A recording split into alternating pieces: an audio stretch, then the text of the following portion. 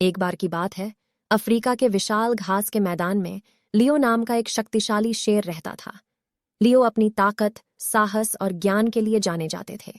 उसके निष्पक्ष और न्यायपूर्ण शासन के लिए जंगल के सभी जानवर उसकी प्रशंसा करते थे। एक दिन पूरे जानवरों के साम्राज्य में एक अफवाह फैल गई कि जंगल के भीतर एक छिपी हुई गुफा में सोने और जवाहरात का खजाना मिला है। इस खजाने की खबर लियो के कानों तक पहुंची और वह इसके अस्तित्व को लेकर उत्सुक हो गया। जल्द ही उनकी जिज्ञासा धन प्राप्त करने के जुनून में बदल गई। लियो ने सभी जानवरों के साथ एक बैठक बुलाई और घोषणा की, मैंने छिपे हुए खजाने की खोज करने का फैसला किया है। जो कोई भी इस खोज में मेरी मदद करेगा, उसे अच्छा इनाम दिया जाएगा। धन का उपयोग हमारे पूरे जंगल की बेहतरी के लिए किया जाएगा। जानवर अपने जीवन में पुरस्कार और सुधार के विचार से ललचाए खजाने की खोज में लियो की सहायता करने के लिए उत्सुकता से सहमत हुए। उन्होंने घने जंगलों के माध्यम से एक कठिन यात्रा शुरू की, विश्वासघाती नदियों को पार किया और खड़ी पहाड़ियों पर चढ़े। सभी लियो के अटूट दृढ़ संकल्प द्वारा निर्देशित थे। कई दिनों की अथक खोज के बाद समूह छिपी हुई गुफा पर ठोकर खा गया। अंदर उन्हें चमचमाते सोने के सिक्कों, चमचमाते रत्नों और कीमती कलाकृतियों का एक विशाल ढेर मिला। जानवरों की आंखें विस्मय से फैल गईं और उनके हृदय उत्साह से भर गए। हालांकि जैसे ही वे शानदार खजाने के सामने खड़े हुए, लियो का व्यवहार बदल गया। लालच ने उसके निर्णय को धूमिल कर दिया और वह धन को दूसरों के साथ साझा करने के विचार को सहन नहीं कर सका। उसने गुप्त रूप से सारा खजाना अपने पास रखने की योजना तैयार की। जबकि अन्य जानवर विचलित थे, लियो ने जल्दी से उन्हें आसपास के क्षेत्र से पत्ते और टहनियां इकट्ठा करने का आदेश दिया, यह दावा करते हुए कि खजाने को शुद्ध करने के लिए उन्हें आग लगाने की आवश्यकता थी। उसने उन्हें गुफा के बाहर एक विशाल अलाव बनाने का आदेश दिया। जैसे ही जानवरों ने सामग्रियों को इकट्ठा किया, टिमोथी नामक एक बुद्धिमान बूढ़े कछुआ, जो अपनी तेज बुद्धि के लिए जाना जाता था, ने शेर के भयावह इरादों को देखा। तीमुथियुस सावधानी के साथ लियो के पास गया और कहा, ओह शक्तिशाली लियो, मेरे पास एक सुझाव है।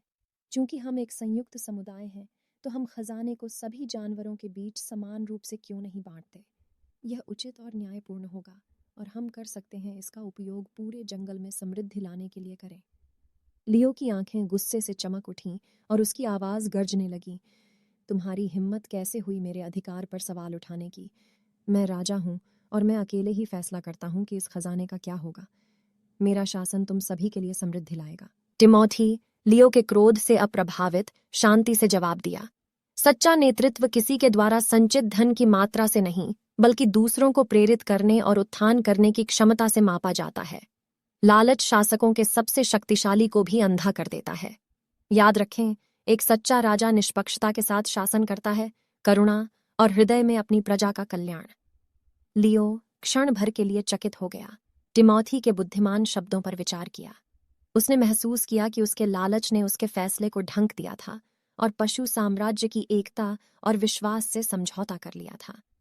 अपने तरीके की त्रुटि को स्वीकार करते हुए उसने सभी जानवरों को एक साथ बुलाया और अपने कार्यों के लिए क्षमा मांगी।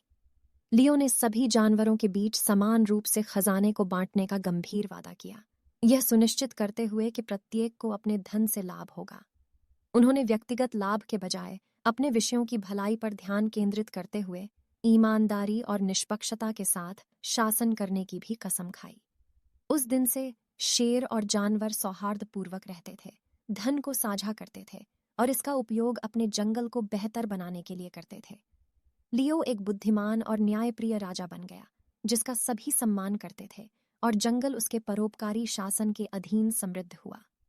कहानी का नैतिक यह है कि पैसा और दौलत कभी भी किसी के फैसले को धुंधला नहीं करना चाहिए या निष्पक्षता और समानता के सिद्धांतों को भ्रष्ट नहीं करना चाहिए। सच्चे नेता व्यक्तिगत लाभ पर अपने समुदाय की भलाई को प्राथमिकता देते हैं और समझते हैं कि एकता और निष्पक्षता सभी के लिए स्थायी समृद्धि लाती है।